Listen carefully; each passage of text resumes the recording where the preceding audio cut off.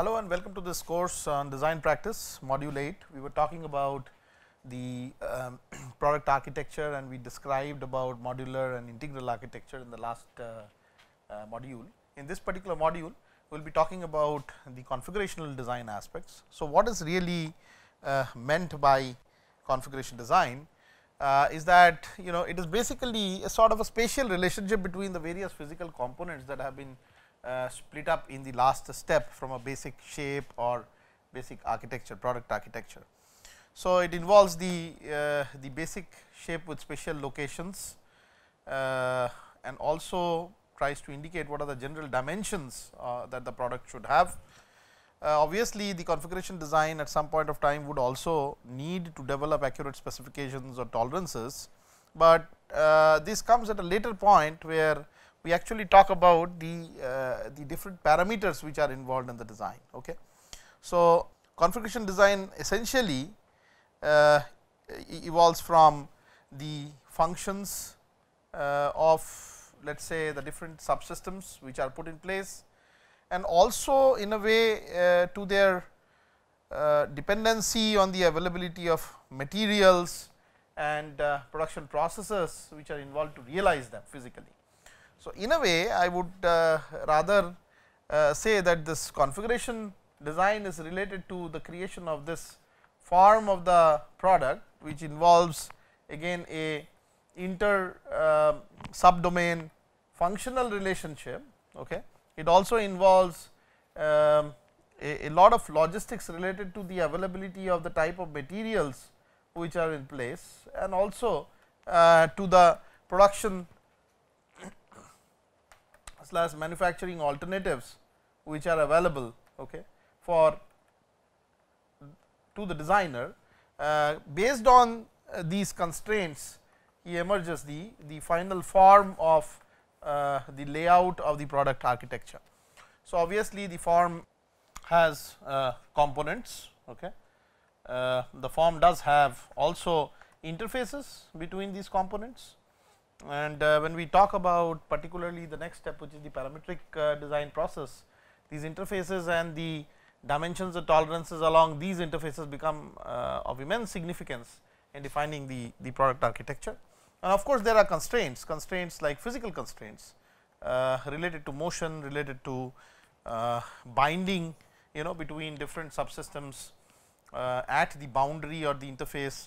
So, with all this, the final form of the product kind of emerges in terms of its functionality mapped into the different subsystems laid in space parallel to each other in the way that they should be laid out in the product architecture, etc.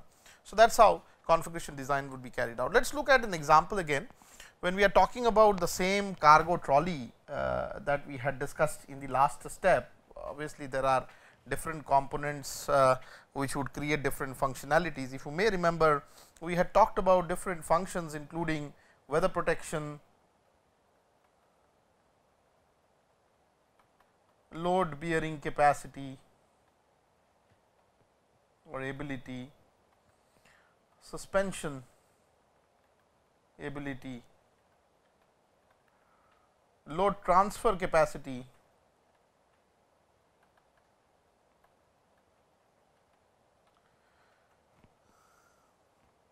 and minimization of air drag, right. And in fact, if you may remember, we had associated different components like the bed or the upper housing or even the fairing or the hitch or even springs. So, there is also a connector to the vehicle in terms of these the subsystems which would offer such functionality. So, there were 6 different subsystems in this whole trolley architecture, which would offer 6 different functionalities in the extremely modular or simple modular design of the trolley. Now, if I wanted to connect such functionalities in space with respect to each other in a manner that it would be laid out in the product itself. Okay. So, that would give you an idea of the functional of the configuration design. So, how? For example, in this particular case, there are certain aspects related to this design which talks about interaction with the environment. For example, the load bearing capacity of the trolley, or the load transfer ability of the trolley, is really transferring the load to the road. So, road is one element of the environment through which the system would interact.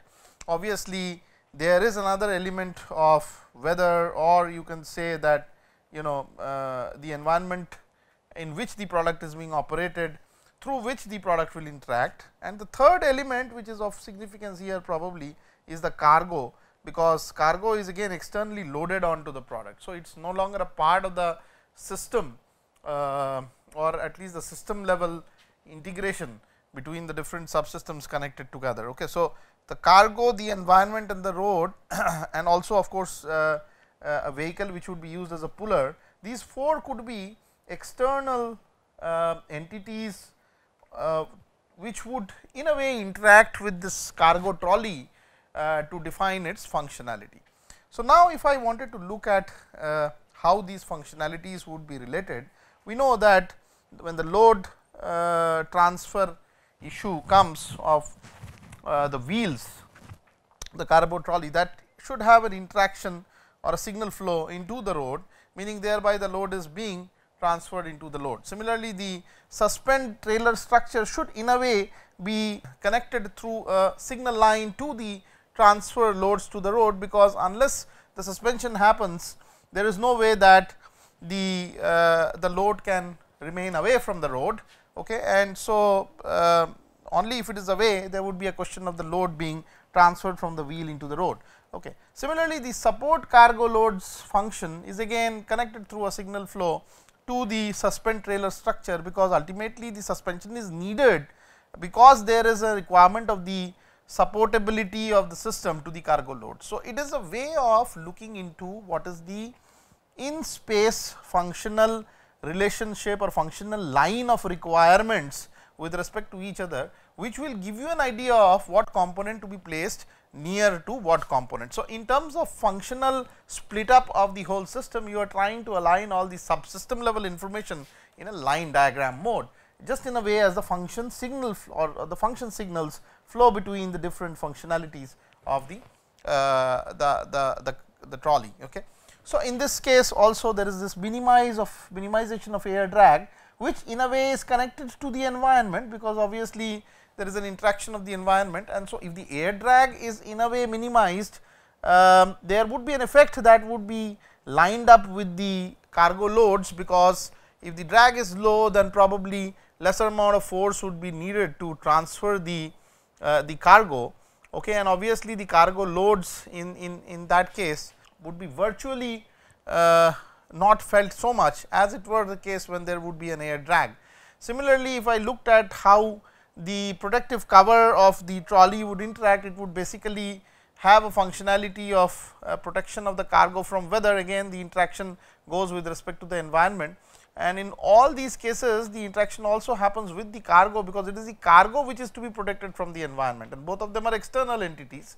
So, we are connecting these external entities to this functionality here, which talks about the protection of the cargo from the weather. Similarly, when we talk about connecting to a vehicle, the signal flow of this functionality of connection to a vehicle should go into the vehicle for the vehicle to provide the respective pull to the whole system, and in a way the connect to the vehicle should actually take the signal from the support cargo load. So, that whatever load is being felt here, which is also a function of what kind of cargo it is carrying, okay, it would define with along with the minimization of the air drag and the support cargo load functionality, what is the level of signal that should flow between the functionality of connect to the vehicle and the vehicle. So, this is how you are basically splitting up into functional elements and external entities, and with a signal flow diagram trying to ensure that the functional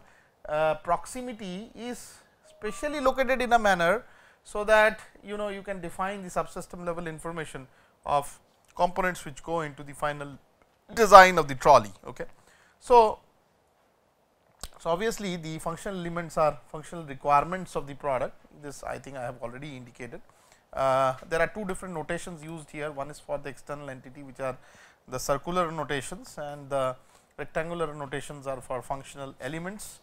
Okay. And the lines here are basically the signals or the links, which would indicate the exchange of signals. Okay. Not only exchange of signals, but exchange even of materials, of forces, of energy in a way, so that you can do the interconnects, and the functional elements are primarily involved in exchange of these signals, materials, forces and energies through these straight lines, as has been already defined. Okay.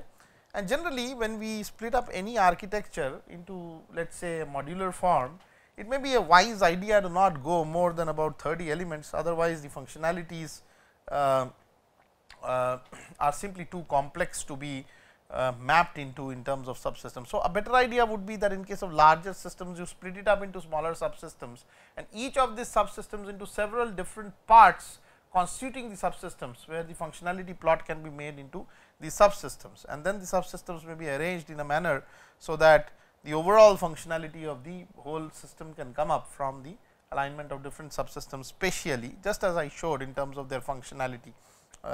So, that is how configuration design of an element is done. So, you are seeing that how we can figure out from philosophical aspect of functionalities, how the components should really connect to each other or interface with each other, so that those functionalities can be signal transmitted, okay, in ahead, and in turn interact with the components of the environment into which such a engineering system is present. Okay. So, that is how you do configuration design. So, the in summary, the steps of configuration design are to sort of review the design specifications and the subassembly specifications, determine what are the spatial constraints, particularly from the product layout.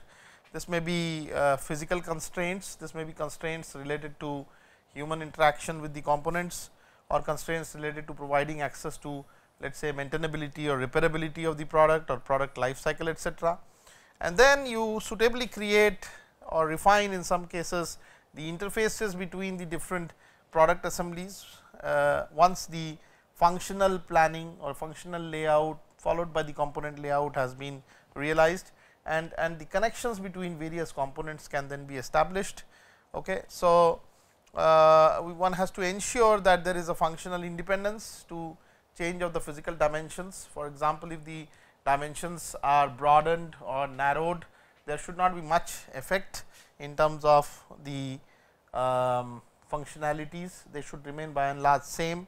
In this particular case, for example, if I were to increase or decrease the size of one of the components, let us say the weather shield, for example, okay, or maybe the fairer.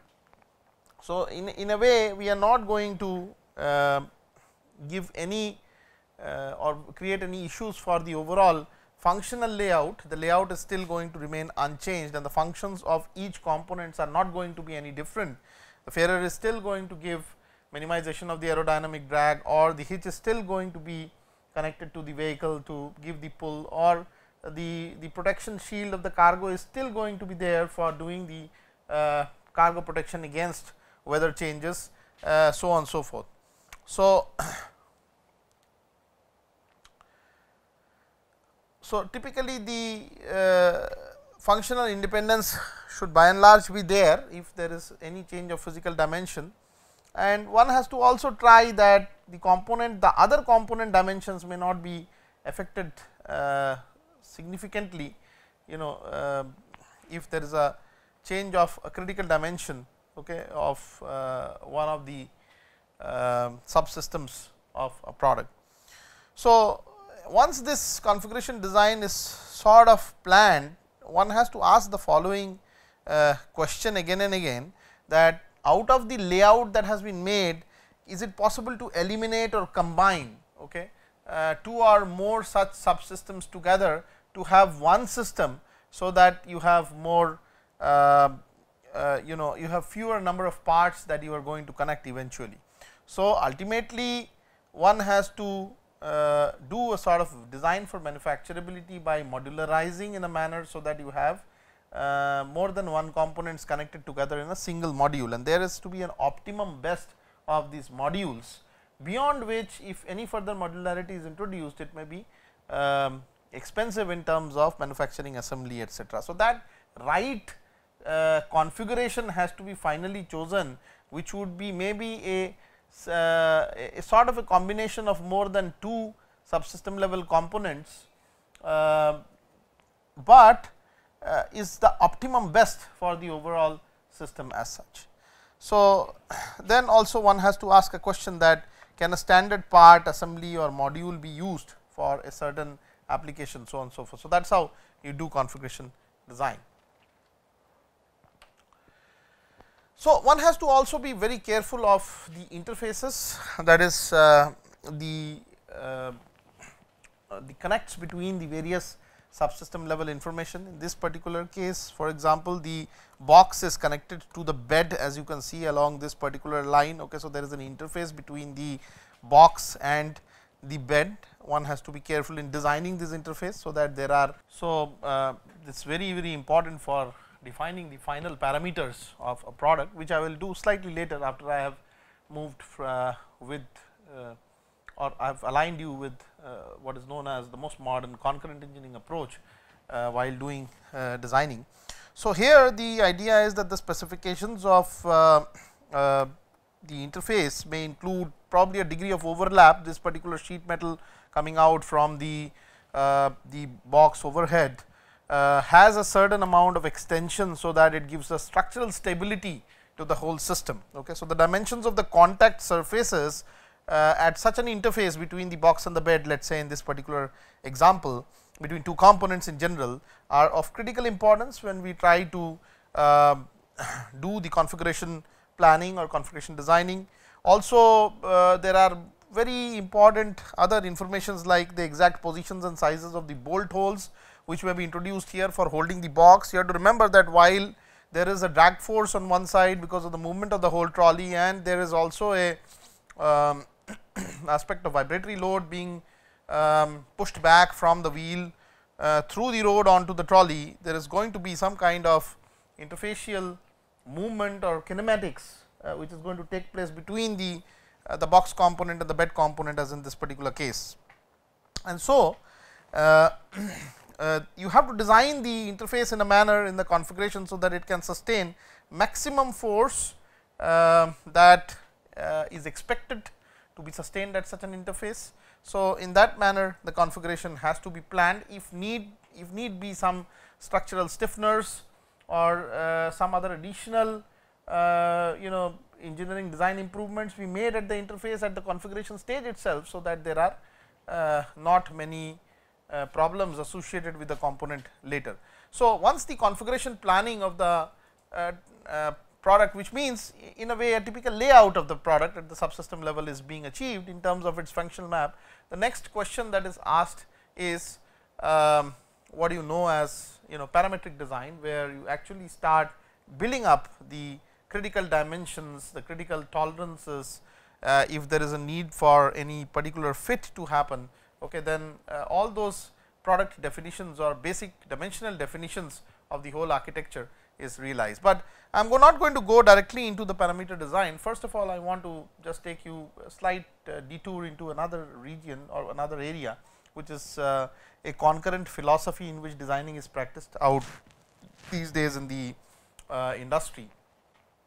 So, per se the designer is not a standalone member, because he has to work in a team with people from the process, people from let us say even finance or marketing or sales or after sales. So, it has to be a big team which actually looks at a certain design improvement or a change of design or introduction of a new design. And the whole idea behind this concurrent philosophy is that everybody's input is needed at the very beginning for the design to be very less iterative and be able to prove to be the best design within a minimum possible time frame. So, let us look into what is concurrent engineering or what is the approach of concurrent engineering. So, the concurrent engineering concept really emerges from the modern day organizational structure, which is being represented here, which shows that ultimately any manufacturing enterprise where the goal is to produce something of value added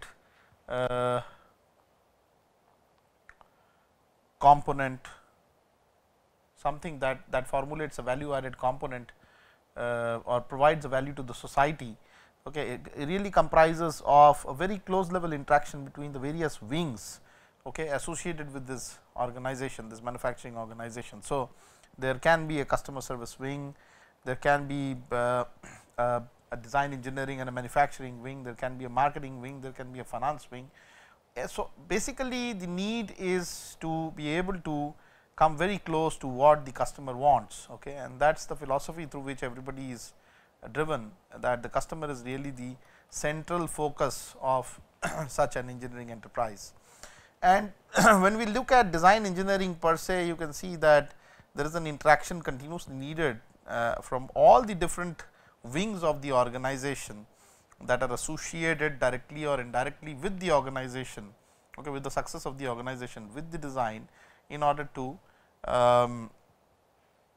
have a good work practice in place. And because of the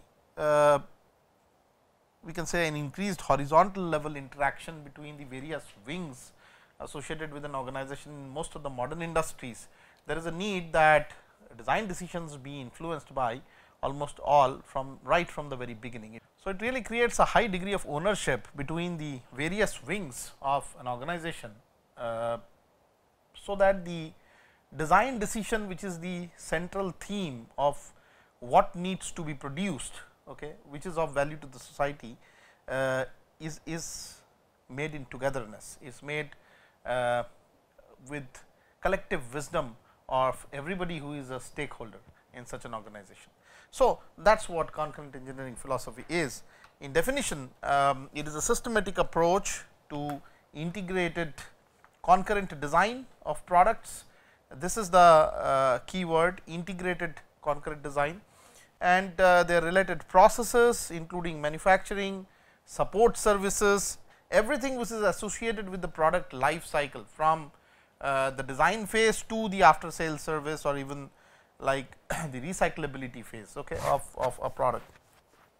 So, this approach is intended mainly to cause product developers from the outset to consider all elements in the of the product life cycle, particularly from conception of an idea to the disposal of the final product, which has met its life cycle and gone beyond, you know, the life cycle and is no longer usable. Okay. So, it includes quality of the product, it includes cost, it includes the schedules for delivery or other user requirements, and that is how the product design is being defined concurrently with everybody on board. So, it is a very useful tool. People these days in engineering design practice concurrent engineering philosophy to the core, and what I am going to probably outlay in this lecture and also the next lecture is to give you maybe some problem examples of how concurrent engineering is carried out. The problem example may be very simple, related to machining, you know, or designing a dimension for a machined part, but the underlying logic which is there and which would be spelt out will give you an idea of how optimization can be carried out by inputs from various members who are stakeholders on the life cycle of that engineering product, which probably is a machined item or a machined part.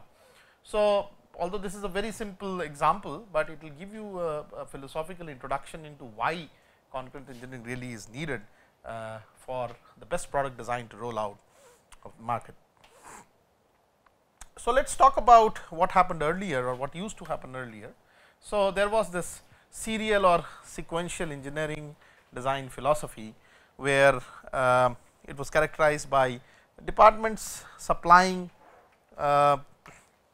information to design only after the product has been designed, verified and prototyped, and so therefore, there used to be multiple iterations and there used to be hardly one design which would come off, because everybody would be critical about their requirements once the prototyping has been carried out in the prototype, and would be probably able to change everything associated with the prototype because of the heaviness of the requirements dictated by you know the manufacturing. So, the process was really that you design something which is the goal of the design engineering, then you verify whether the design is right, and then you try to prototype and then review the prototype with manufacturing, let us say quality or service, or even some testing of the product or functional testing of the product. And after this, there is one set of review which again promulgates one to redesign again, start the whole process again of the design engineering as has been initiated in step 1 here. Then again re-verify the redesigned item, and then finally iteratively do this many times up till the final design gets produced somewhere here, and which is acceptable to all and then you start producing and then test the design after the production has been carried out. So, the time horizon over which this iterative process would be done, because of feedback from all the different sectors associated with the realization of the product from the prototype, that would take immense amount of time and the time horizon would be very large. So, sequential engineering in a way was very rigorous, though it was a lot of extra effort that had to be done in order to roll out something which was very elementary or very simple. So, today's concept, of course, as I illustrated earlier, is that all functional areas are together, okay, they are integrated with the design process as such. So, when you designing, you are basically taking inputs from the manufacturable or manufacturing side. So, your design should be manufacturable, you have good process knowledge or domain knowledge of what processes you have in place for you to be able to design the right kind of product. You take inputs from product testing, where the functional characterization of the product is being done. So, if there is something which is wrong in the design which leads to reduced functionality, you arrest it at the very beginning, so that the final design does not get rolled out. You have interaction with the performance coming out of the product, you have interaction with the service, the after sales service, the overall cost, that is the finance, and then the quality of the product. And basically the design which rolls out now is verified, it is reviewed and it is directly produced. There is no iterative basis, because more or less or the iterations I would say is very low in numbers to finalize it, because you have all stakeholders participating from day 1 of the designing process and then you finally test. So, that is how sequential concurrent engineering is being carried out. So, the information flow is interlinked with various phases in concurrent engineering. There is in fact a multidirectional exchange of information which takes place, and the integration of other functional areas with the design process helps to discover hard to solve problems at the design stage itself. So, let us actually we will just look at an example probably in the next module. So, I like to close this module here. Thank you very much.